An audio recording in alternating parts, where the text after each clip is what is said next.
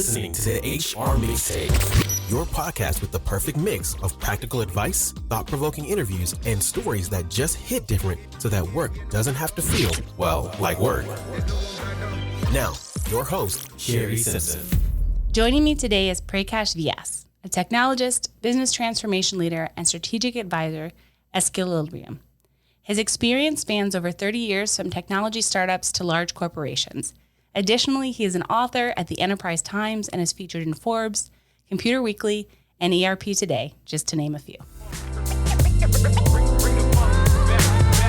Prakash, thank you so much for joining me on the podcast today. Hi, Shari. It's good to be here. It's not every day that we find a technologist with your level of industry recognition who's also a transformation leader.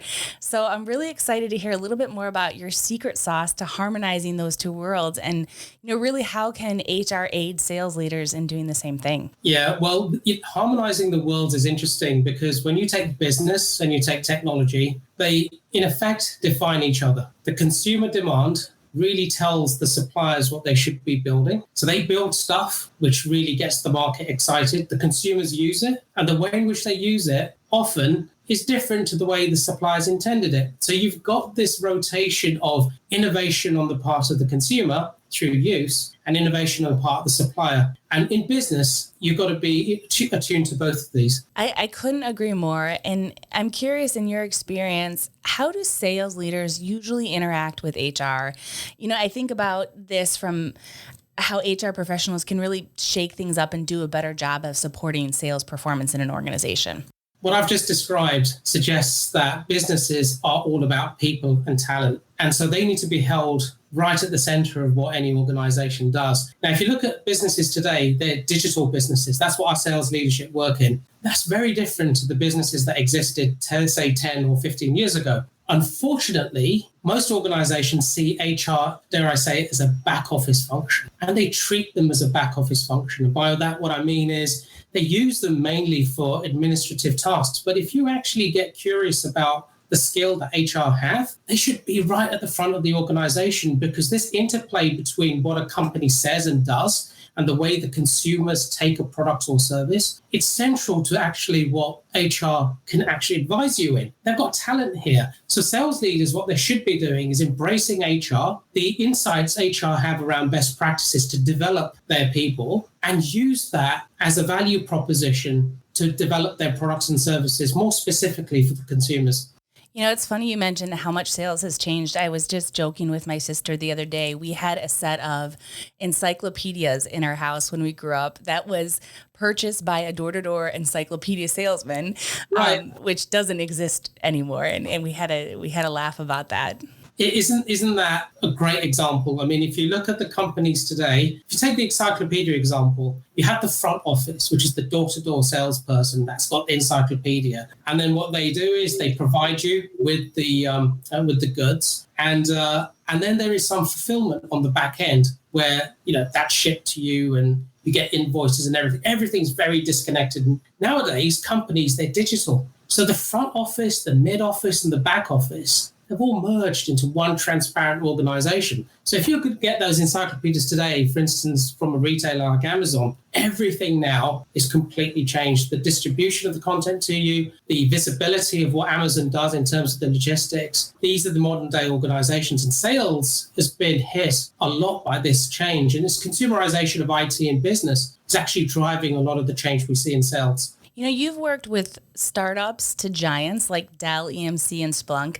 I'm curious, is there a tale that you have where HR really played a pivotal role in boosting the performance of a sales team? Yeah, great question. I mean, if you look at these brands that you just mentioned, all of them are high growth, progressive organizations. And I spent a good number of years at each of them. But those organizations were very different in terms of the organizations that I joined to those that I left. They've changed a lot. And HR was key in developing the talent, which then helped you change the organization, which then you help win the market. So they understood that if you actually get the people correctly defined, correctly orchestrated, and in the right roles, then you can actually start building an organization with very strong excellence and cadence. And if you mentioned Splunk and EMC, very, very strong operational excellence and customer attention in both of those organizations. So HR played a critical role by being at the table. They were a part of the strategy. They were a part of the decisions that were being made on a quarterly basis, if not monthly basis. They understood what the company was seeking to do, and they also understood how the people should be changing as a result.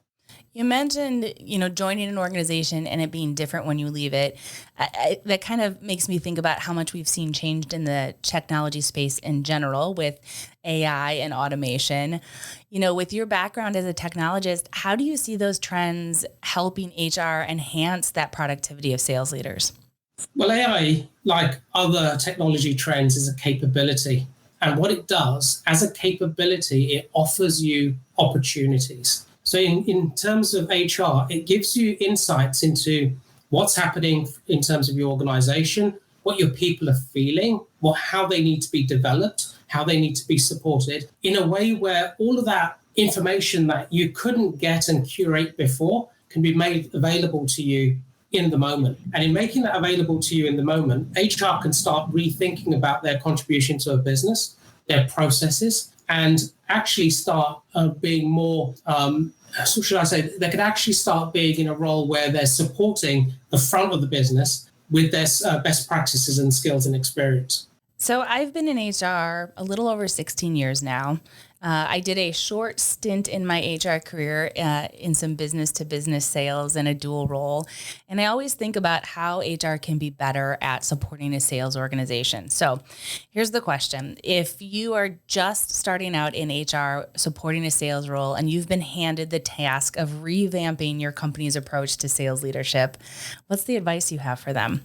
Well, change is interesting. It can be difficult. It can happen for the right reasons and it can happen for the wrong reasons. So I would say understand the goals for change and the evidence behind why you want to change. That's absolutely critical in any change program, whether you're in HR or whether in the business. I think the best advice I could give an HR team is to empower sales to lead. Sales actually understand what they need to do. It's a very complex situation. Sometimes what I find is that HR would look at sales as two-dimensional as an org chart. It can be the managers, the directors, the individual contributors, span of control exercises, etc. It's not as simple as that. A sales leader needs to orchestrate skilled individuals to a point of value. And I think HR need to understand what that point of value is and have an intimate understanding of the value proposition. And if they do, then they can see the dimensions of individual contributors, managers and leaders, and then how a team works to a baseline collectively. The other thing is sales works in very structured ways. And you can compartmentalize each of these stages and find areas of opportunity to develop individuals and to, for instance, develop things like onboarding, ramping, IDPs, building capacity plans, and the necessary support structure that you need to prevent things like regrettable turnover, which is a real issue for sales. Have you ever had an HR professional tag along with you in a sales meeting? Yes, I have. In the earlier days, there were some examples where we used to do some very large business outsourcing and transformation. And there's a lot of people implications associated with that, whether you're doing an outsource, a merger and acquisition, or you're building such a large technology solution that the adoption of that solution can be a bit tricky. We've had HR in the room as individuals that can read more of the emotional intelligence that's happening at the meeting. Because, dare I say it, when you've got a lot of technologists, there's a lot of good IQ, but very little EQ. And HR can bring that element that we often miss. And so when we address that early in a sales cycle, what you find is that the problems traditionally associated with adoption, where there's a bit of cultural resistance or lack of understanding, those things are reduced significantly when HR tag along. So I've had HR tagging along with me on deals in practically every company that I've worked on. That's so exciting to hear. I once in my career was working for a grocery delivery company in an HR role. And part of the requirement of your salaried employees is you had to go on the road and deliver groceries for a day, get in the truck, get dirty, deliver groceries. And it gave me such a very unique experience of what employees were going through, and it made me a better HR professional in that organization. So I love to hear those stories. Yeah, look, there's a set of skills that HR bring, which is around listening, discovery, playback, to make sure that everyone is agreeing to the same principles and concepts. Those are really powerful areas where HR can help you direct a meeting and just dig in a little bit in terms of the needs of what customers are looking for, makes things a lot better. And the more they join, and the more they come to customer-facing meetings, the bigger their role in terms of building strategy and helping us tune in the value proposition. So you've written and been featured in many publications. I'm curious, for those that are in HR listening, what advice do you have for them to stay kind of on top of what's happening, both in technology and in the sales world, so that they can better support their organizations? Yeah, I think twofold. HR as an industry is going to get disrupted by technology generally. And I would say that HR professionals and leaders should get very curious about how they can use technology to innovate their own space. The creativity of what happens in HR is with the people in HR, as it has been with all of the other sectors. Yeah. The second piece is that it's really important to understand intimately that concept that we're talking about in terms of the consumer demand and then the supplier innovation. I think HR must feel that they're a part of the field, that they must feel they're a part of the go-to-market team. And in understanding that and questioning it and looking at the interplay between those two things, that can help build an organization for sales leadership that can be built well in advance of the demand. So the traditional war rooms around capacity planning, right sizing, not hiring the right folks, all of those things are symptomatic of trying to run a traditional model within a digital market. We can get past this. And I think HR can use technologies like you mentioned earlier, like AI, to help them distill information and bring that to the point of value within sales strategy and business strategy. Yeah, I have incorporated some talk tracks in my recent speaking opportunities around using ChatGPT as a resource for HR professionals. And it's funny because there's those in the room that have really grabbed onto it and understand it and are utilizing it, and those who are a little scared of it still. So I love to hear the encouragement to really get deep into technology for HR people and to see how we can leverage that as a resource instead of being afraid of it. Yeah, I would go as far as to say is that some HR folks might feel that this whole push through artificial intelligence is a little bit worrying. And I know there's a lot of press in terms of the rate at which this industry is developing and where it's going. What I would say is that HR as a community work with actual intelligence. IT on the whole work with artificial intelligence. And this is a little bit of a play on words. So I think the expertise and the innovation really sits within the HR community to look at AI, artificial intelligence, as a capability, is something that can help them. But we should continue to be focused on actual intelligence. And I think what we have is the opportunity to spend more time on the things that we can actually make contributions on using things like AI. I love that. As you think about the future for a moment, what do you predict are going to be the biggest challenges for sales leaders in the next, 3 to 5 years, and how can HR prepare them now for that? Yeah, I think the biggest challenge is going to be getting the right people, because the talent shortage is quite complex. Now we've got things like ChatGPT and data analytics. They're not the preserve of just certain organizations. Everyone's using them. You just mentioned it. You guys are exploring them, right?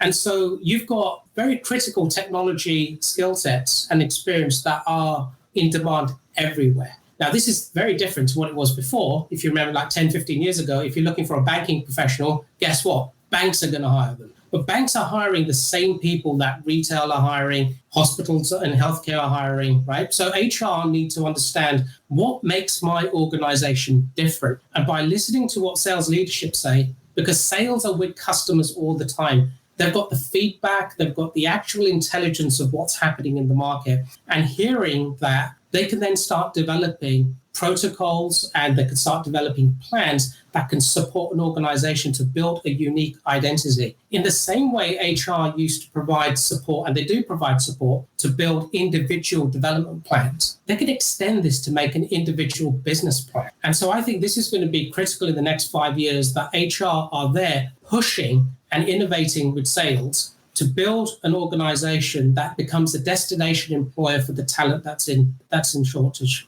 I think the other thing is executing and being intentional with things like coaching. Regrettable turnover is going to be a real problem in the next 5 years for some of the reasons that I've just expressed. coaching to generic frameworks and coaching in a way in which you're giving anecdotal evidence maybe 6 months after the fact, it just won't work. I've got this analogy that if you think of performance sports like basketball, baseball, or football, the coach is at the game and the feedback is at the game. If you look at our industry, sometimes the coach might not even be present. And a year later, you might get some feedback that's too generic and not specific enough. The demands of our employees and the demands of our customers now is much higher. So I think in the next 5 years, HR needs to be more specific in terms of the way in which coaching frameworks are built. Because coaching is critical to making sure that employees stay and they develop. And if they develop, we can change the company and then we can win the market. If you're not excited by what he just said, get excited, because I think there is so much on the horizon for HR, and the idea of using sales to create individual business plans from an HR perspective. I absolutely love that. Thank you for sharing that example. Your organization just launched Skillibrium in August, and I'm curious if somebody wants to learn more about that. Maybe you could share a little bit about what that organization is and how they can learn more about it. Yes, you're absolutely right. In Skillibrium, we launched our first software release of coaching, and that helps organizations build talent and generate very structured go-to-market teams that are highly performing. And to find out more, it's at www.skillibrium.com. You can also find us on LinkedIn. And what we're building is a one-of-a-kind framework that addresses some of the problems that we've spoken about today that you don't really need to suffer in your organization today. Wonderful. Well, thank you for taking a few minutes of your time to chat with me today. Thanks, Shari. Thank you for having me. I hope you enjoyed today's episode. You can find show notes and links at thehrmixtape.com. Come back often and please subscribe, rate, and review.